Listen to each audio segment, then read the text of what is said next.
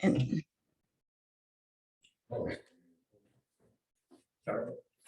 Okay, so we'll start off with the administrative board meeting.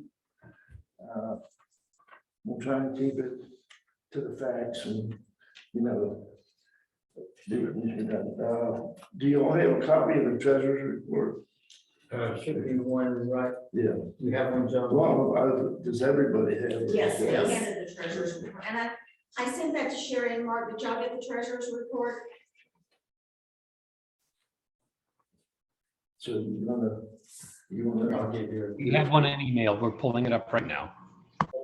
There are two that you got. One is for 2021. And one is for our status right now. Now, the status right now is the one we're gonna be going over in the years. Yeah, we're just, I'm gonna just try to keep this very simple, try to keep it short. And everything is pretty self-explanatory on there. This is just for the first 6 months to show you how we're doing. And I think for such a small church, I think we're doing fairly well. I think we're holding our own on this, but there are a couple of things, items or one thing in particular I won't bring up to today to get maybe a vote on or to proceed with maybe purchasing. One of the items would be a printer copier that ours is died up here. We cannot find ink for it anymore. You cannot. And Carol has tried several sources. Janine's tried, and it's just not available anymore. So Carol's going to look for us, come up with get us a price on a copier, printer, scanner, and it will be color and black and white, and it'll also be able to use your Wi-Fi's. So anyway, but anyway, that's one of our basic needs. Otherwise, I think our church is in real good shape. We've our cleaning lady is still doing the work for us, still cleaning for us, and of course Marvin is still doing the mowing. And the grass has been growing like crazy here lately. So, but they're still doing it every other week. He's trying to. So anyway, we did give Marvin a little bit of a raise. We talked about it down at fellowship one day, gave him and both Magdalene a little bit of raise, but due to the inflation, due to the gas costs for mowing and all that. So anyway, so we agreed on that. And that's the only other thing that I have as far as the maintenance goes on our church. We've had most of the church painted now. And I cleaned the outside last fall. Carol, we used that solution. I cleaned a lot of that. So the church, I think overall, except for just maybe a little bit of maintenance on it, I'm not a whole lot. We need to get our gutters taken care of on the church. And I did talk to Todd. He came by here one day and I mentioned to Todd, would that be something he'd be interested in? And he said, yes, he could do it. But that was a year ago. And I know Todd's been busy. So we either need to remind him or Jerry, didn't you know somebody that did work like that could do that, like clean the gutters out and repair the covers on them? Was there anybody that you knew? No, we had. This boy lives up the road up here, south, but he's supposed to be going to paint my barn for a year. Oh, okay, all right. So, You might as well We don't want to guess get put that. on that list because if we can find somebody, if you know, Todd, you have to get a hold of Todd and make a definite appointment. just pinpoint him to a date. Tell him Okay, this is, you want him to do this job and give you some time. right, okay. And, but he said he would do it. So Yeah, if you happen to talk to Todd, he's up there quite often, isn't he? yeah, I made a note. Okay. Thank you, Chris. Just kind of shake him a little bit, tell him, remind him that he did stop down here and we talked about it when I was here working one day. So outside of that, I don't know if I know down the road, we might need to replace our picnic tables, et cetera, but I think that's something we don't need to take care of right now. We have 2 or 3 really, good tables out there. So that's something for down the road. But Jerry, I have to mention one thing. Heiko generously brought us a load of gravel yeah, at the fellowship hall and would not let us pay. yeah, he spread a little of that pea gravel out there for us. Heiko, yeah. But anyway, so yeah, he spread that, and I asked him about. I said, I need a receipt on it if you got it. He says, "Oh, our compliments, we're glad to do it." So he spread it, but I had to come down there. He had two little piles that I had to wheelbarrow, and what I wanted to do is level up the curb out there where it washed out. And so anyway, he did that for us, no cost. But let's don't do any more pea gravel until we get through the rainy season, because we just passed the 1 year anniversary of August Yeah, 17th. August last year, I had put the pea gravel, had only been put down last year for like a month until the flood came and then washed it every bit down into the lawn, over into Nolan's and down the road. So, but anyway, so, but that was taken, but we appreciate Heiko for doing that. Is there anything on here you need an explanation for? If you look on the back there, you'll see where we are now as of June the 30th. You'll see up there, it says Wells Fargo of June the 30th. That's what we have in our accounts now. Our checking account, we have $12,633. And our savings account, which is our money market, 17,000. And we have with Edward Jones, as of right now, we have 21,000. We got hit, as everybody who had invested, everybody got hit, but we got hit and the market went down, but we did not get below 20,000. As long as we keep that balance of 20,000, that's where we want to stay. It could be if the market doesn't go up a lot, that we may not be able to give as much to missions next year, maybe. But you don't know, but it has actually gone up in the last week or so. It has been performing quite well. So I'm thinking we're still going to have plenty of money, I think, for missions next year. And we did sell off reports. We got 5,000 from Edward Jones for our missional work. And so far we have used most all of that, maybe with exception, I think about $500, which we'd like to keep there in case there's an emergency or something, somebody really needs it. But all our missions as well, our missions have been local missions, except for the Ukrainian. We sent some money to the Ukrainian for the Ukrainian, the war. Through Encore? Through Encore, we sent it to Encore. And Encore tells us, they 100% of the money we send them goes for that purpose. They don't take it out for administration or anything like so. 100% goes. So we're really in pretty good shape. And thanks to your giving, your generosity, and to the memorials that we received. I'm trying to think of Ken's wife's name. But anyway, when Ken passed away, he left us with that 20,000. And we made the decision to invest it through Edwards. And because of that, we were able to raise several $1,000s the first year. I think we made like $7,000 or $8,000 off of that investment the first year. And of course, that went to missions. But right now we're at 21. We're still 1,000, a little over 1,000 above the 20, which I would like to keep that balance in there.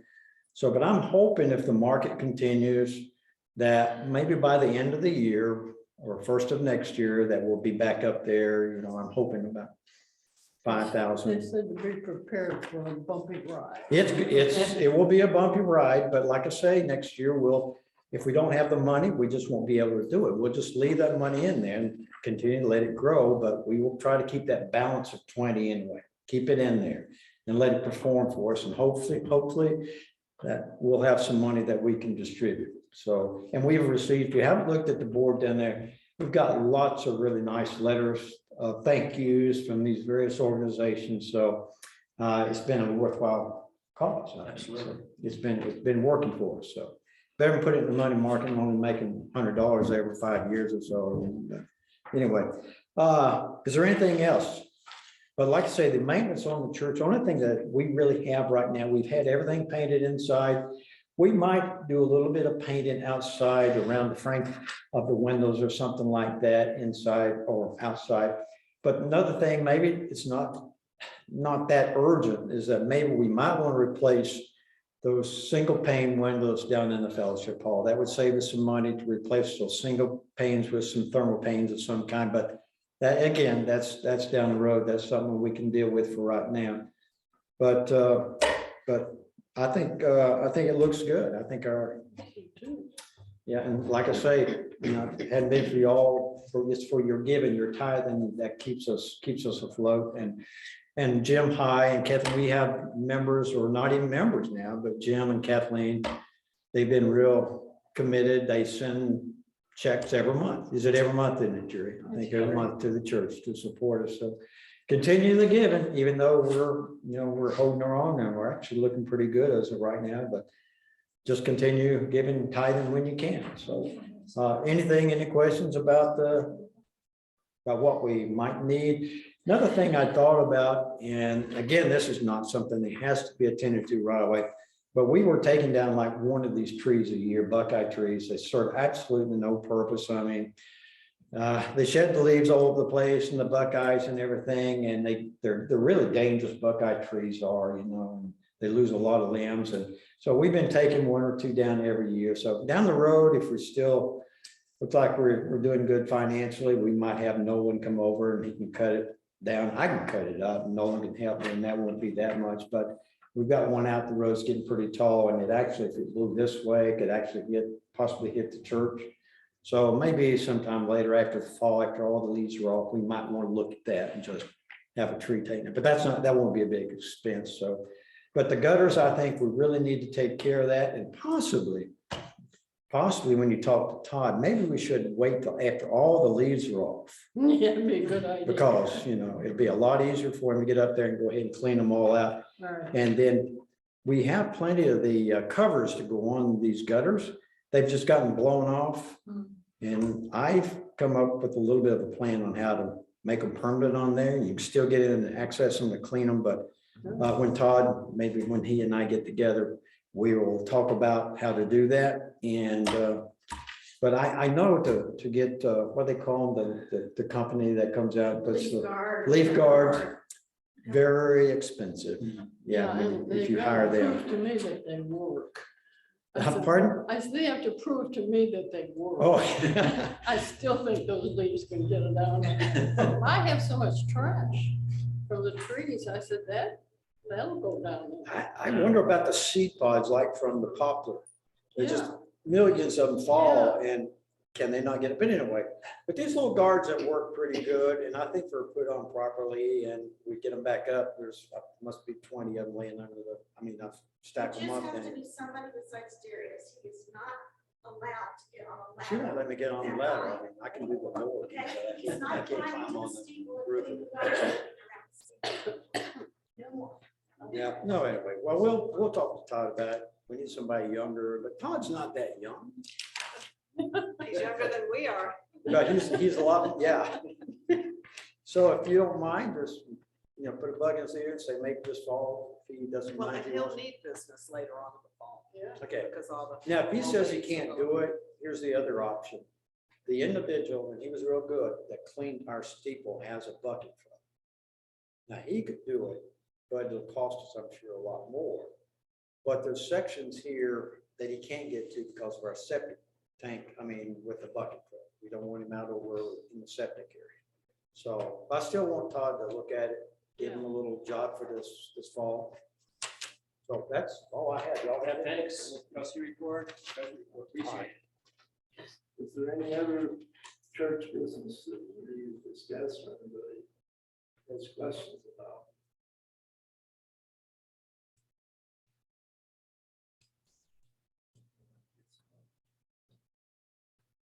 Anything you got to say? No, church business looks good, healthy, doing fine. Using for more people in church on Sunday, I think, but.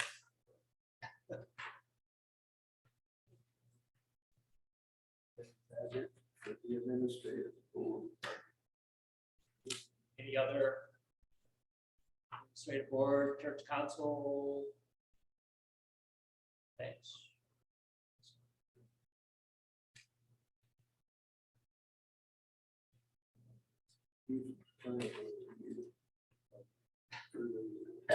Oh, there's one other, John, one other thing that I just happened, I thought I'd bring up is that our insurance did not go up this year through state, through Farm Bureau, stayed the same, but here's something I do not remember, maybe somebody does remember. Why we don't have flood insurance? And I think Jerry and I had talked about that a couple or 3 years ago. It's very, very expensive. And I don't even know that church could afford it. At one time, it was affordable. You have to go through the federal program or federal government for this insurance. At one time, it was affordable, but I think it really went up. And my parents even we had to drop theirs because at one time it was reasonable. But then it just seemed like how much it went up, it just kind of. Ours went up about 30%. In fact, I've got to pay it tomorrow. wow. So Jerry and I, we talked about this a couple of years ago, and I could not remember, but I think it's because it was not affordable. Yeah. It was very, very expensive. So anyway, We have sandbags at all the doors of the fellowship hall, the kitchen, as of last night, we put up there. We need your plastic, Jerry. And if anybody knows if it's gonna be flooding, would you please let us know so we can get down there and put the sandbags in front of the doors? I see that tip come up. Yeah. You got it, girl. let's take the question bridge. And you can notify us, you just notify us. We'll get it down there and get them. We've been trying to get state.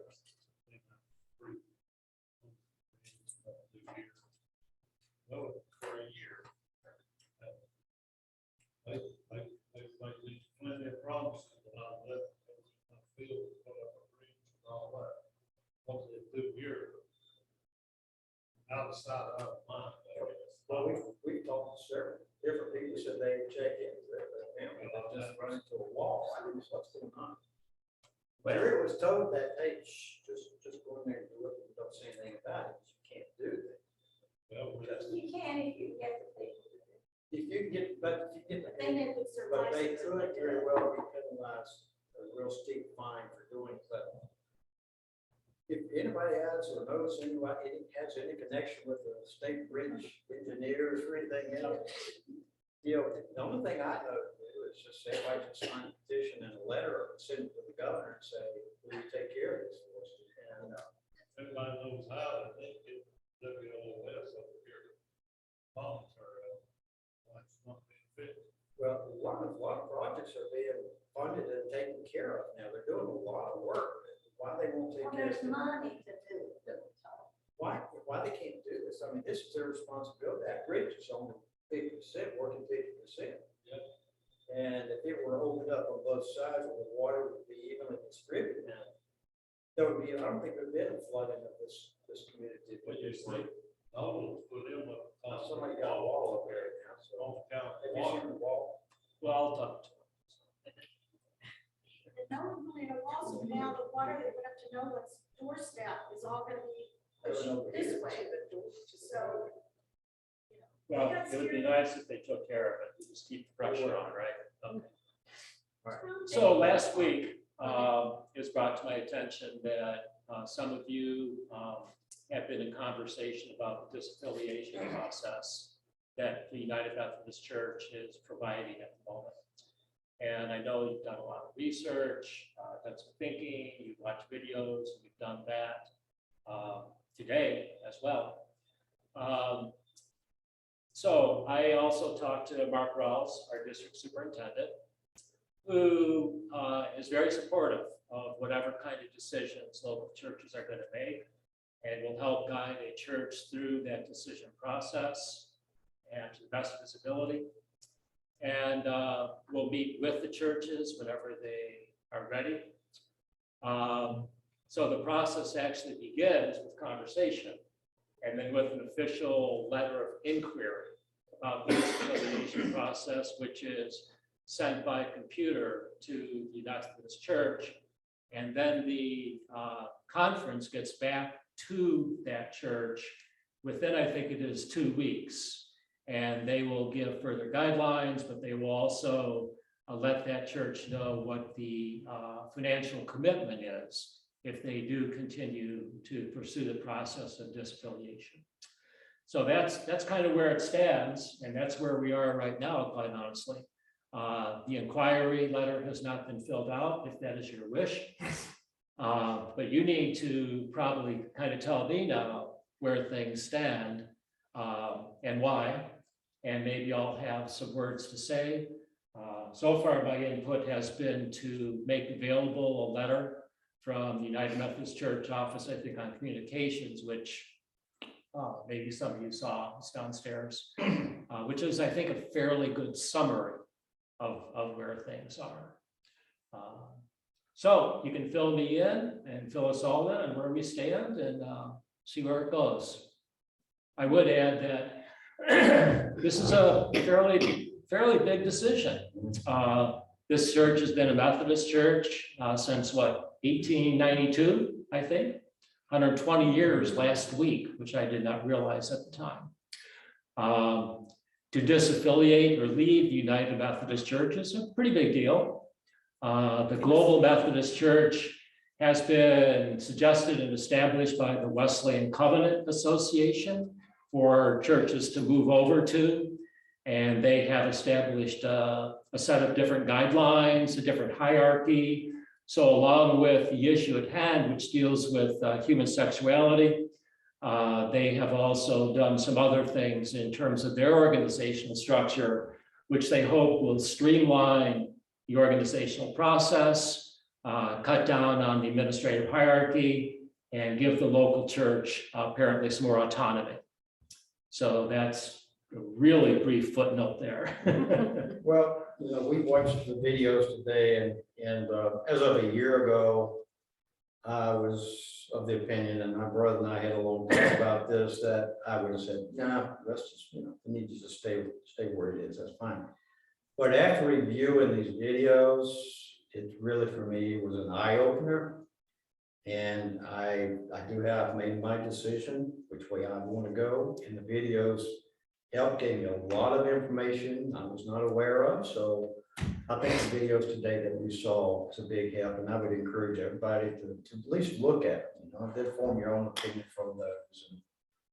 And there's a lot of other videos. Yeah. We watched one little series, and when you log on, there's a lot of others that it links you to. And I probably watched, and I know Sherry watched quite a few others also. So there's a lot more information out there. I know Sherry and Mark, thank you for taking the time on your Sunday to watch the videos also. And we've all been talking to different people, and we have not really got any feedback about going with the Global Methodist Church in a positive way. Most everybody that I've spoken with is more interested in first doing a community church and then letting the Global Methodist, not closing that door. That's something we could possibly do later on, let them get on their feet. But we've been running ourselves all this time anyway. I mean, you were gone for 6 weeks. I mean, we are running our own. Well, you weren't quite running it because I had arranged for the ministers and I did all the worship services. So, you know, Sunday was at least taken care of. Right. And there was really not much to do anyhow. It's not saying that we But can't yeah, do it. you're an autonomous church. Sure. You have been for a long time. Take care of yourselves. But let's go back to the main issue. What is the main issue that's been actually around since 1972? Actually, from watching these videos, that's the sexuality is a relatively minor issue. The real issues are the question of the inerrant Bible compared to what I call continuing revelation, and a difference of opinion about the divinity of Jesus is also being presented as a reason for the traditionalists to want to leave. That's why I made the comment that it wasn't just the LGBTQ question. Yeah, but it actually is. The only way a church can disaffiliate is because of the human sexuality question. It's the only avenue. You cannot leave because you think the Methodist Church is going bonkers about the virgin birth or the divinity of Christ. That's not one of the state That's just the resolutions. only window that the conference is allowing us to have as a reason. Not just the conference, the entire United Methodist Church. That is the Entire, yes. resolution. Yeah, but that doesn't mean that our discontent with the United Methodist Church is only for that reason. We have other reasons for being discontent than just that, but they are only leaving us one option of stating our reason for leaving. What Just are that- the reasons for being discontent? I'm curious.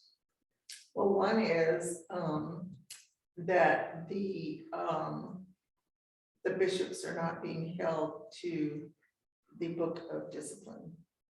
And that the general council voted to disallow homosexual marriages and Right. homosexual ministry. Right. And that many bishops have said, we don't agree and we're not going to do that. Right. And so a lot of people are feeling that this is a top-down approach as opposed to a bottom-up. And that the individual churches want more say and they don't want to be bossed around. So that's another issue. Another issue is property. You know, the church property is a big question. And some bishops have instituted punitive measures to require churches that are disaffiliating to pay as much as, and granted, this is at the very edge, this is the extreme, 70% of their property values in order to disaffiliate. That's not by the resolution. No, but it's by the district bishops. Okay, So, because that's clearly not what it says in the resolution about this. right, Oh, yeah. but this is what's happening, and, this is part of what is driving the traditionalists. Also, the date that has been required or presented as when this will be addressed is 2024. But the option for leaving closes at the end of 2023. And in fact, the local conferences, our local conference would have to approve the vote from our church by the council, the local conference, I don't know all the right vocabulary, but anyway, the local conference in June of 2023. And so there is an urgency. So, the traditionalists have all these dissatisfactions, and they have formed the Global Methodist Church and are encouraging congregations to move as quickly as possible to disaffiliate.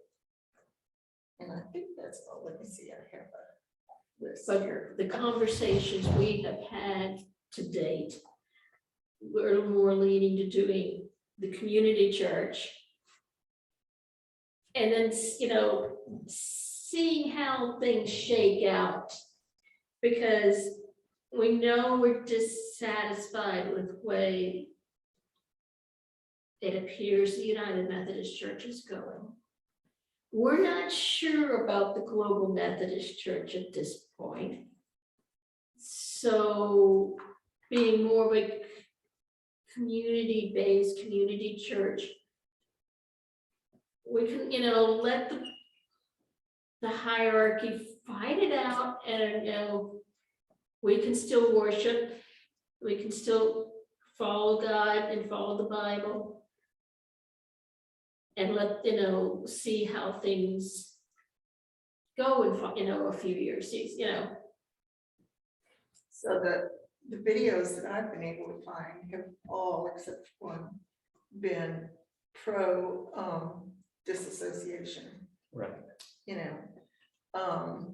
And they are, I think they're overstating their position a little bit, which is typical of people who are, trying to filter that, and so they are presenting their reasons and their solutions and their commitments to the global Methodist Church. Right. Well, I think I can tell you how this is gonna go if the church does vote to disaffiliate. It has got to be for the stated reason in paragraph, 2553, number one. All these other concerns might be really important, but that they do not matter in terms of your vote. Secondly, I do not think you have an option to not go with the Global Methodist Church. And I could be wrong about that. We do Right. object into that. I think you're We right. do. You think I'm wrong about that? Yeah, we do. Okay, There are several other Methodist churches that have already gone the community church. Okay. We've already got names. they've gone the disaffiliation The process. disaffiliation and going community church instead of going global church. Okay, There's several of the larger Methodist churches that have done In it. fact, we were even recommended by a Methodist minister who knows our church to go as a community church, even though he and his church are going global. He is recommended from just having known us in the past that we should go as a community church. It is a big move. It is a big decision, a big move. So may I ask a question? And can you hear me okay? Yeah, we haven't been on it. We found about We this haven't about an been- hour and a half ago. Yeah, we haven't been in these discussions. And so what I believe, Keith, what you're saying is, as a current UMC, then under the rules and charter thereof, you have an opportunity to decide whether you're going to stay or not for one stated reason. And that's because of the governance aspect from your point of view. But what we'd like to understand is if we were to become a community church, under what guidelines are there associated that, other than, I don't mean to be flippant, other than whatever the heck we wanted to do. As a community church, is it driven by the church itself because you're no longer affiliated with a governing body that provides the order documents and stuff like that? Mark, I think I can answer that for you. I haven't even spoken to it, but I've spoken. We We- can't hear you. We can't hear you. If you could come up to the microphone, I'm that would be sorry. helpful. We can hear some and not all. Okay. Thank you. When all of this started, I got in touch with, you may need to mute yourself, yeah. I got in touch with David Thurman, who is an attorney, Jerry's nephew. And his law firm is not involved in doing this disaffiliation, and he really recommended that we go through somebody else. And through Lois's contact, she has gotten 2 names of attorneys that are dealing directly. One is kind of semi-retired and has gone back into it just to help as a United Methodist themselves in helping the churches that want to disaffiliate.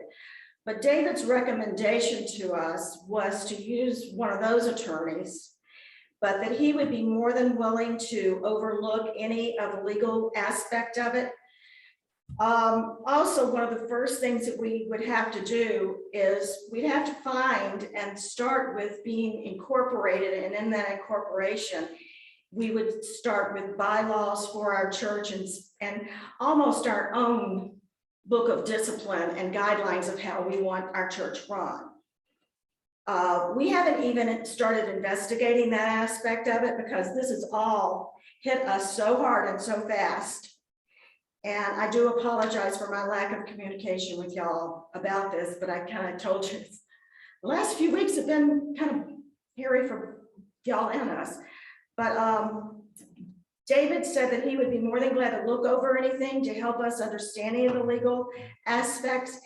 He also does do incorporations and would be more than glad to help us with that. So that's one of the first, that and getting a nonprofit status, which Carol is very good at doing. Thank you. And as we've already know that there's some legal aspects, But one of the very first things is this letter that Keith has mentioned that has to be sent. And who does that have to be sent by to the United Methodist Church? Who writes that letter? It has to be signed, I think, by the either administrative council chair or the board of trustees and probably the pastor as well. Okay, Looks like it can all be done none of online. which are members of our church. It can all be done online. Okay, which all three of those are not members. Okay. But the other thing is that the DS has to be invited, from what I understand, to a voting of the membership. We have 14 members in our church. The DS has to be present, but with all of the things that have been on video and Zoom and everything else, you know, conference video, I don't know if the DS would come in person or whether or not they would do conference video. He's already told me he will come in person. Okay. If we want to. And can people like Sherry and Mark Yes, be on conference video? Yes. Okay, yes. because Danny and Sandy are down in Florida, so that was another concern. Also, we have one person that is physically unable. I haven't even spoken. She doesn't even know any of this, Mary Ann Miller, which I feel like is a very important person for us to talk with. But that meeting has to be set up, and then once the vote has happened, the official vote, then I think we can start these other things, but we can't, that letter that you spoke of, I have done some research and I don't know what,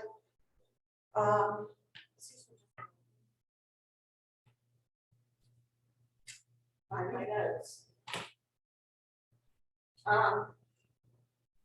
There were two other churches about our size that have already disaffiliated that were in our conference this last year, and they were required to pay, you have to pay 2 years apportionments. And then you have to pay a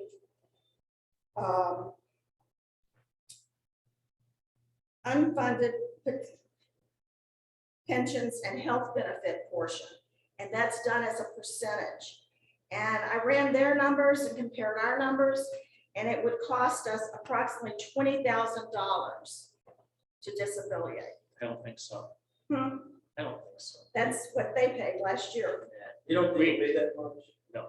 Oh, okay. Our apportionments next year in 2023 are going to be about $1,800. That you have to So pay you double that, 3,600, and there's no way pension and e-health is another $16,700. Well, I ran numbers on 3 churches that were within our ballpark, and that was what that's just what I came up with. But they have to do some kind of formula, and we get the letter back within 2 weeks. Right. Okay, well, that's all also way ahead of it. I do have a question, because I just do not know, because I was gone when all this started. How did it start? What was the sense of urgency and like, well, we got to get this going and make this happen right away? The traditionalists have been dissatisfied for some time. And then when they realized that in order to use 2253 or whatever. No, I know about that. Yeah. I'm running this particular church. I mean, what all of a sudden, boom, happened? I've got the loudest voice. I keep talking. We had family and friends that went to their conferences this year Right. and came back. And one was some of Lois's family. They came back after having gone to their conferences and said, do you have any idea? And I'll let Chris or Lois tell this, but that's what started the first conversation, probably the first Sunday you were gone, downstairs. And we were in shock. Basically, weren't we? I mean, and everybody kind of went home and did some research and started looking up things and discussing. Tom and Elise were here, and they have heard a lot from their church where they live. So yeah, that's where it started. I was curious. With people that have gone to conference. So I think I did give a report about conference. I thought of this church as well as the other church. I know I did that. There were a number of churches that disaffiliated the conference. I thought I had mentioned that, the reason why. And I did say in June, we have to have a meeting. That was part of what I was going to start addressing, not just a council meeting, but also to get more involved in this. I postponed doing that because the general conference keeps being put off. And so anyway, I'm hearing what you're saying pretty carefully.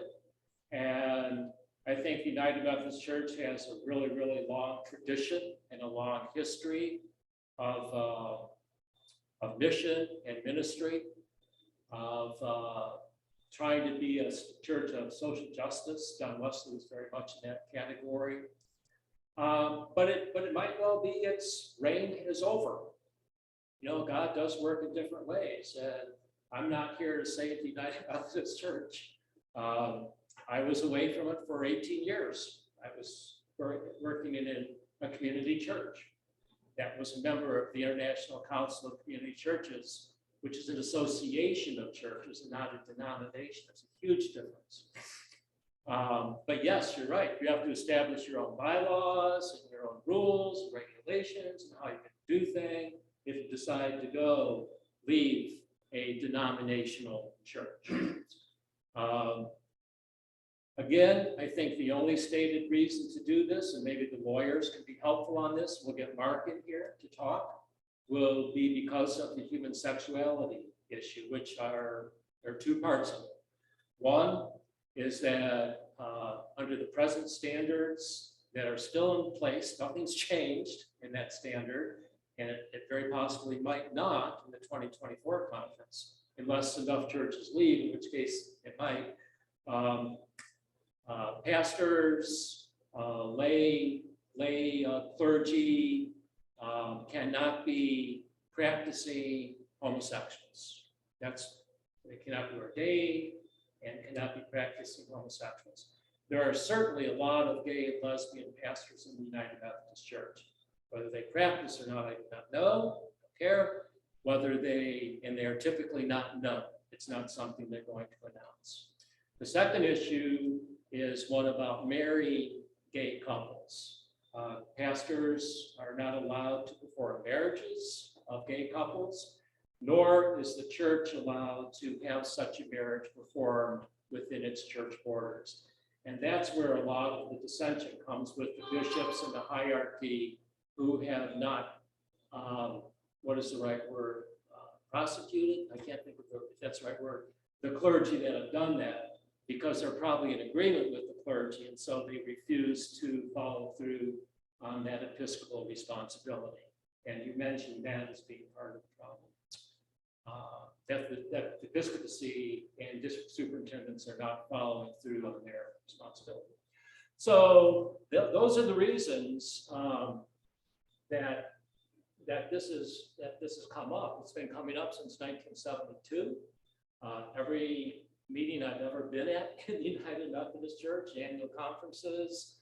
I've never been to a general conference in person, but I've seen footage about it, have had this as an issue that's been debated until finally in 2019, it got to the point where it's so rancorous and seems to occupy everyone's time that eventually this resolution, in 2019,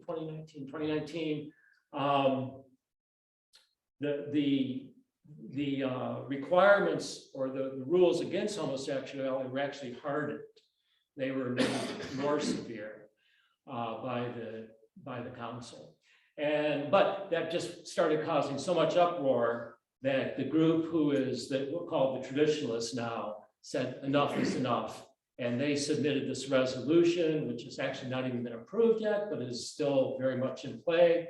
And the Wesleyan Covenant Association kind of established this global Methodist church. And so things got rolling really, really fast. So that's where we are.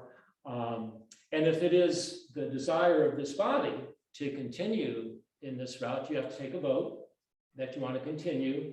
And then we will put the motion of inquiry into place. And that will go to the conference. And then once that comes back, I think after supposedly 2 weeks, then we'll set up another meeting and get Mark here. And he, by the way, like I said, really fine guy. he said, I will do what I can and what needs to be done to help the church with its wishes. What about Bald Creek? Bob who? Bald. Bald Creek, oh, I'm sorry. I talked to them today and let them know what you are doing. And they've been struggling trying to find a time for a meeting, but we have a meeting set up with them the second Sunday in September.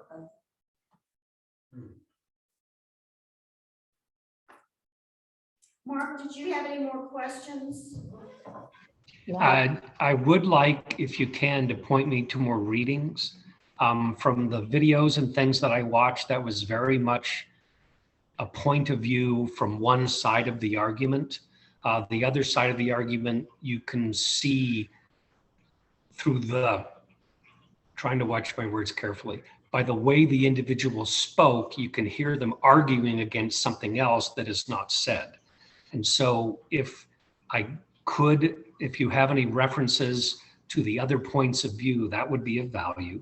And also any to just more things so I can come to understand it in more depth. That would be helpful. I just would like to know, I don't know of the issues with the United Methodist Church because this is new to me. We've been Presbyterian for a lot of our life, but I would just like to know what it is that's bothering everyone. What is that issues?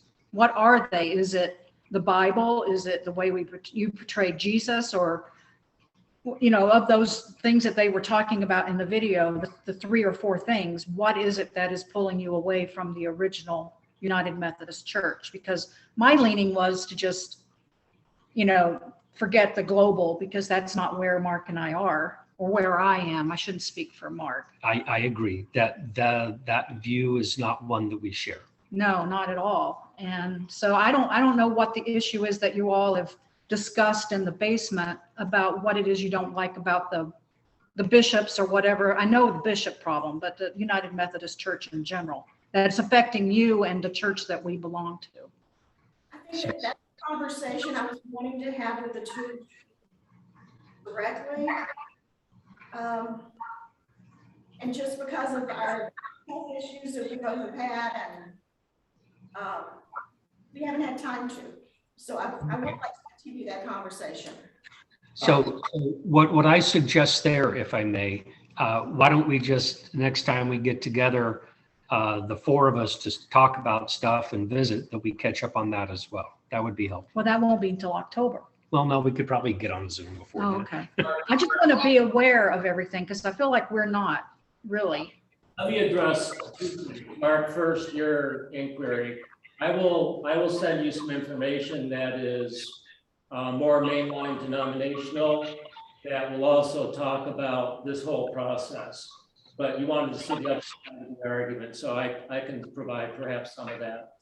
The other thing that you bring up, Sherry, about what is bothering people, and the only thing I can say about that right now is you brought up about the divinity of Christ and a couple other things that I've been in the United Methodist Church as a pastor since 1982, except for my 18 years, but I still was very much involved with the United Methodist Church then. I've been in 1, 2, 3, 4, 5, 6 different churches as a pastor, and never in any of those has there been any question about the divinity of Christ. Has there been any question about theology that doesn't fit a fairly traditional Orthodox view? I don't know of any Methodist church anywhere that doesn't proclaim that our job is to talk Christ and talk Jesus. These are questions that were raised in the videos that we watched just a little while ago by Rob Grimford. The only video that I've found on YouTube that explains why we are staying in the UMC is one by Reverend Adam Hamilton from May of this year. I also looked at the UMC website, and when I did a search for disaffiliation, there are several sections that they address some of the issues that Rob Renfro raises, like, are we abandoning the virgin birth and the resurrection of Jesus? And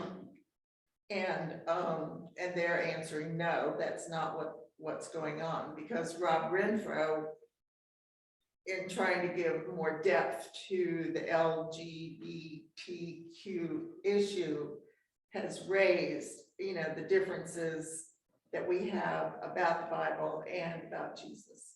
Well, there are differences, but I don't know anyone that's abandoning those things. Now, there might be different levels of opinion on kind of a continuum about some of those issues. But if I were to have come into this church, for instance, and said, there's no virgin birth, there's no resurrection, that's all nonsense and mythology and poppycock, then you could petition the DS within a year and have me replaced.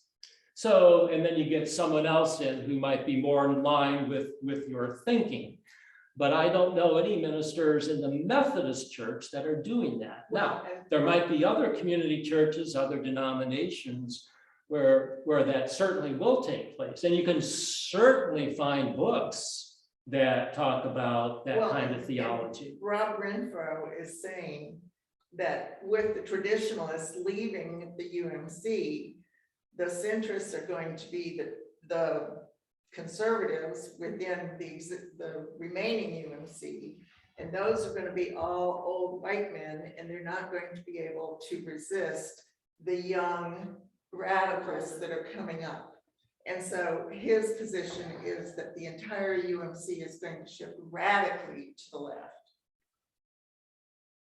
Does that explain? Well, That's why I want to hear videos from the other point of view. He's using propagandist techniques to put forward a very strong point of view in favor of his argument and decisions. And he makes things where he states individuals have said, and then when you state an individual, yes, I'm sure that's very true. He makes it sound like, and that is true for everyone in the world. So you go from one instance of someone saying something to a hasty generalization about an entire movement. And I imagine the truth is somewhere in between. So I would like to hear the statements and the arguments from the other point of view, because Rob Renfro, he's made up his mind. He has certain beliefs that he's acting upon, and he's trying to convince others to align with him. That's what I mean by propaganda. So I would like to hear the other point of view. The only one that I saw was the one I just mentioned, and this UMC, the UMC website. I'll help you find that. Help me too. Yes. Because I can guarantee that there are a lot of points of view on this. And if the old white male is the ones that are left behind, then it's the old white male that's leaving. So quite honestly, both of the denominations will be in trouble. Now, the thing about the United Methodist Church as it stands now is you've got, 12 million or some members, and I don't even know how many churches. And there is a spectrum. I mean, there's a very broad spectrum. If you go to a northern UMC church, it might be a little more, quote, liberal or progressive. Janine said last week, we are a conservative community. And anymore, I'm not even sure what those labels mean, quite honestly, because it seems to depend on the issue, whether it's liberal or conservative. So I don't even know. But yeah, even up north where I was for most of my life, the virgin birth, the resurrection of Christ, traditional understanding is very much in vogue. It hasn't gone away. It still hasn't gone away. It's still there. So, Rob Renfro, like Mark said, is really pushing his agenda. And and that's normal. That's And he has normal. a voice. I mean, he's been editor of the magazine Well, for how many years? and he has his agenda. Yeah. He has his point of view. Keith, historically, I read somewhere that the Methodist churches had one split right after another. I mean, they had many historically.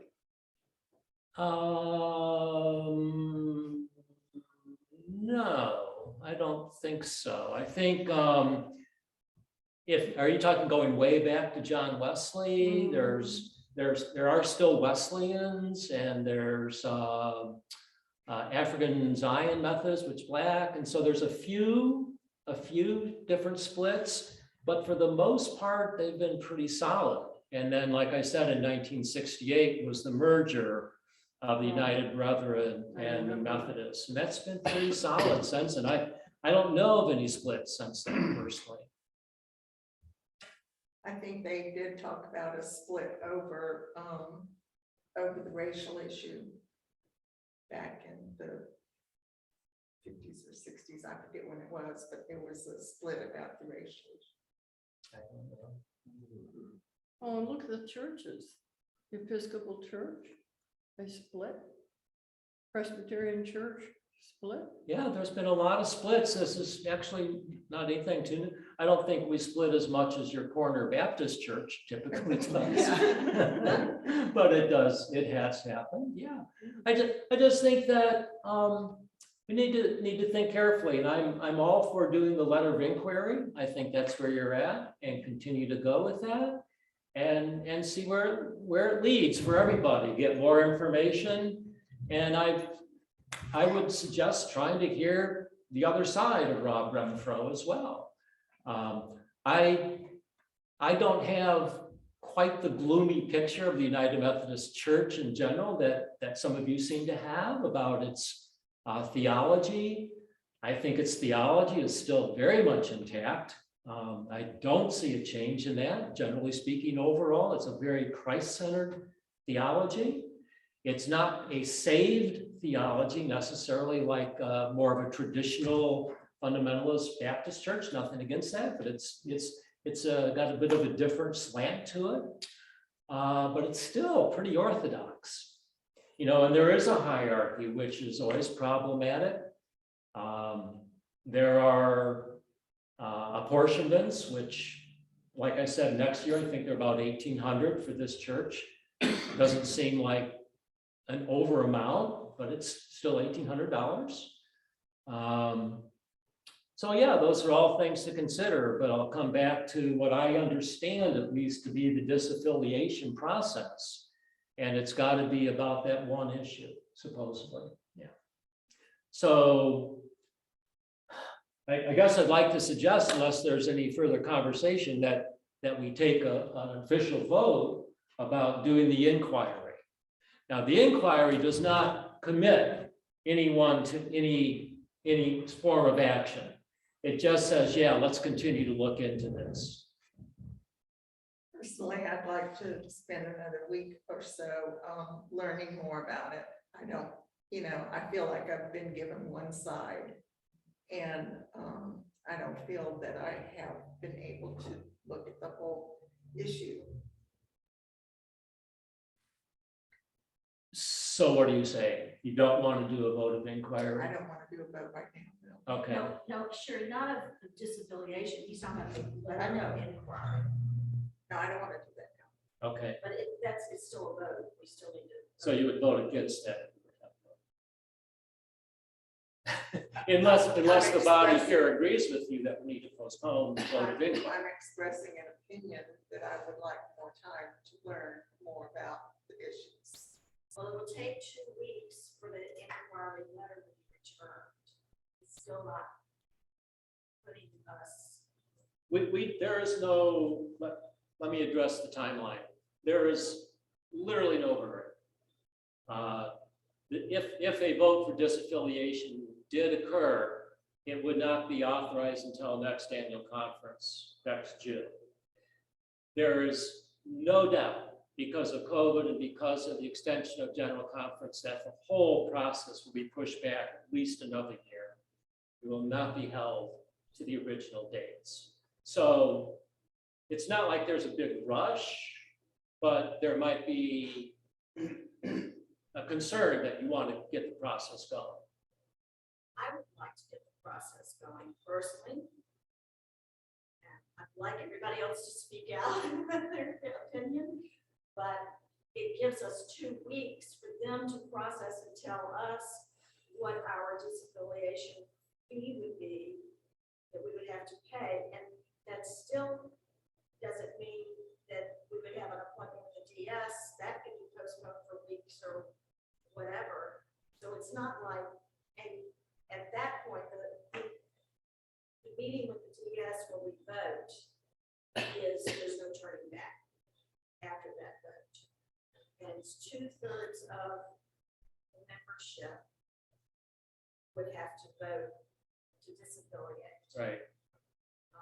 For it to happen. And, but to go ahead with the letter of inquiry, I don't see why not to at least start with that. Because, like I said, until the DS comes out and we have an official vote, we're not doing anything. I'm with you.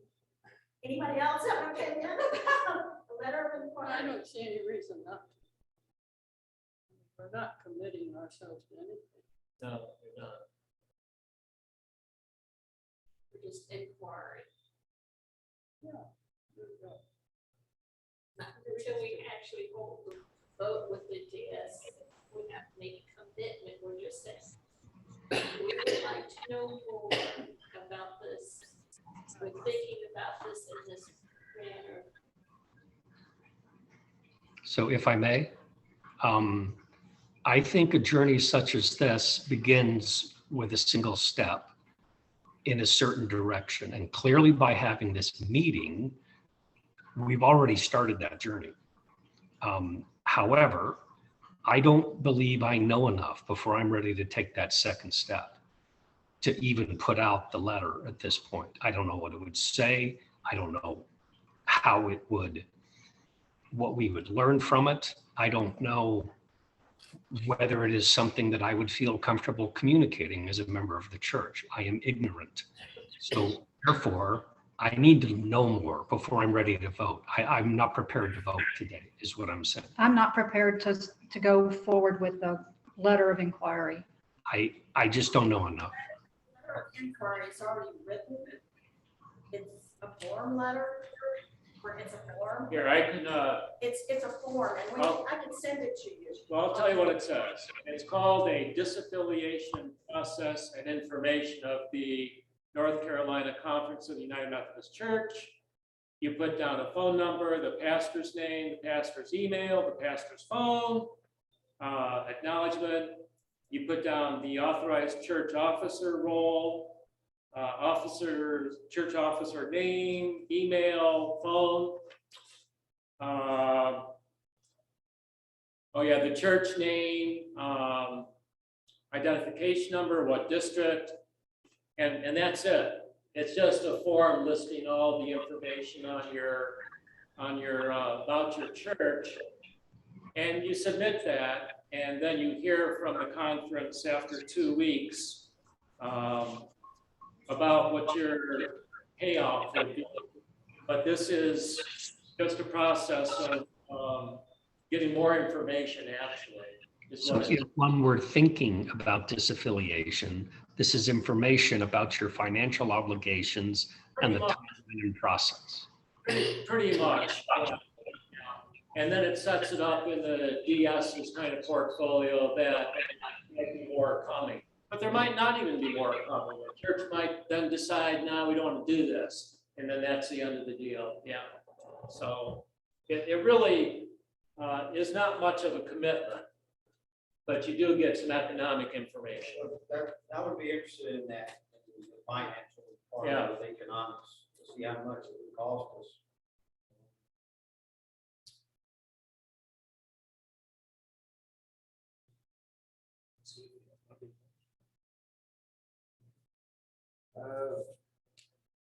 Can they still vote even though some? You can maybe have a vote to take a vote. Well, can I call for the vote? You can call for a vote. You call for the vote. Second. I said,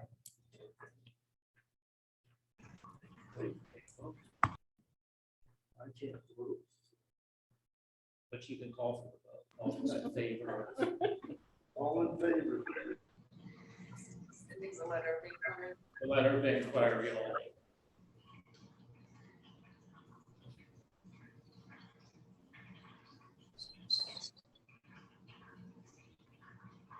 Any opposed?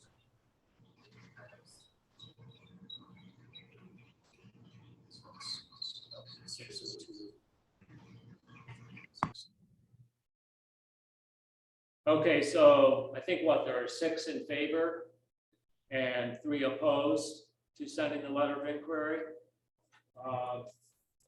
Boy, I can't honestly tell you if this is a majority or. That's 2/3. The people present, or does it have to be? Of the people present, that's We 2/3. have to be present. Is it that the people present that vote? Yeah. If you're not here, you can't vote. Well, yes, I understand. But that would definitely be a majority. Well, 6 to 3, Yeah. I'm pretty sure that's correct, the majority, the final vote has got to be 2/3. No, Of the it has to be membership. of those present. Of the membership that is voted. Now, a member who can't be present or even on Zoom can do a proxy and have someone officially vote for them. So are there rules of quorum and things of that nature associated with our charter? Because if we met the rules of quorum and we have a representative meeting thereof, and then those present are allowed to vote, does it occur? I don't know. I'm not that familiar with the governance. I am with other organizations, but I don't know the specific form of governance under which we're chartered. If we Well, met, then it passed. But what I think is passed, the final vote, if it ever gets to that, is by church conference, and it does list 2/3 of those present and voting of the members, and that would also include Zoom. All right. What I will do immediately is fill out that letter, and John, we'll have to go through the form again to make sure we do it correctly.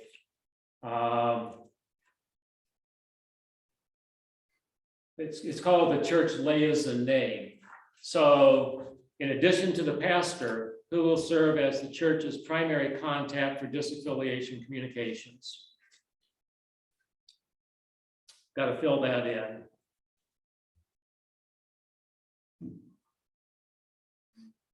Anyone volunteering to do that? Trying to think if there's more than one. The obvious choices seem to be Janine or Sherry.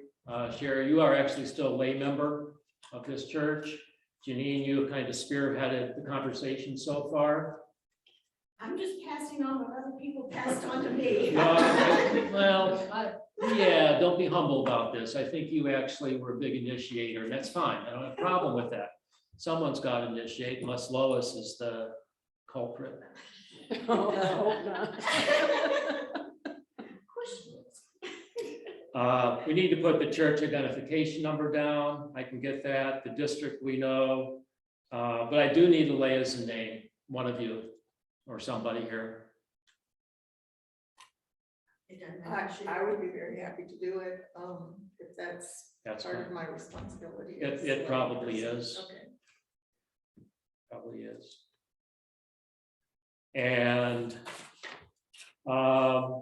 so I'll make sure I have your name correct, your email and your phone number.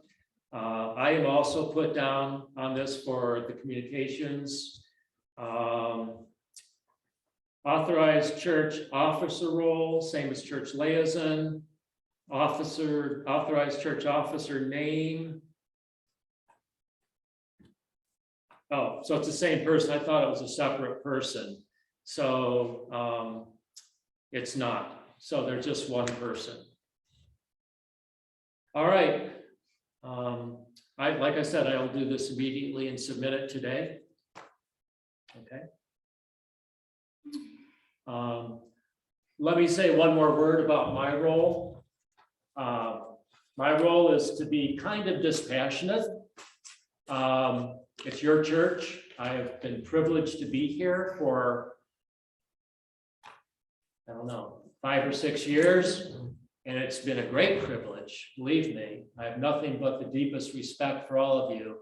But my role is not to force my opinion, whatever it might be on you. I do have an opinion about human sexuality, especially.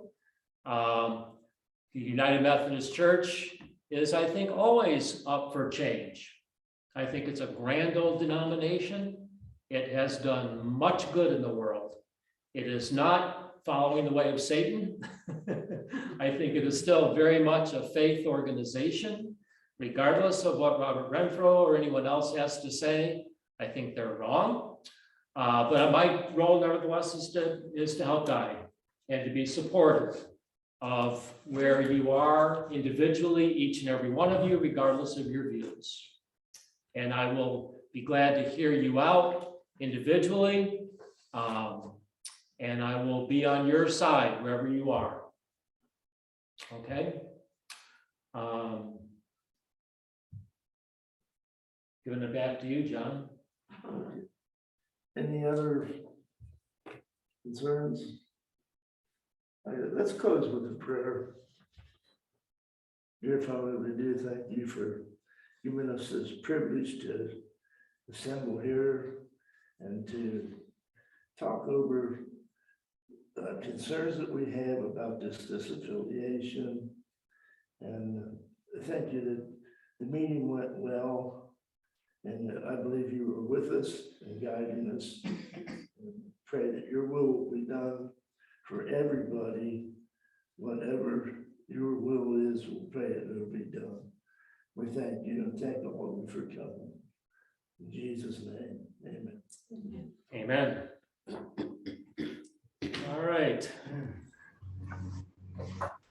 I will, Mark and Sherry, get to you as quickly as I can with some more information that might be helpful as we look at this.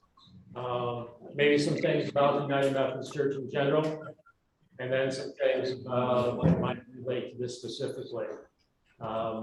Information about the affiliation process and why, some things about what are that are being said perhaps about the United Methodist Church that I think are questionable, and that hopefully will help shed some light. But thanks for joining. I know it's not a fun topic. Yes, hello. Thank you very much. And Keith probably will take you up on your offers to talk individually. If we can set up something via email, that would be very helpful. Thank you. Absolutely. We can do that, Mark, Sherry. But let us know when we do that. We'll be in touch. Okay. Take care. I think it's a long way.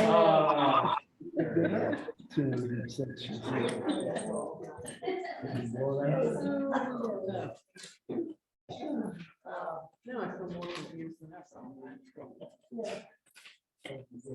Well, some days, yeah, I mean, we just take that a day, well, I take it down now. It's okay, we made to lose. Yeah. She really just said, I wish there was a plan. She's not exactly, she needs to, but there's no. That's exactly what we have. That's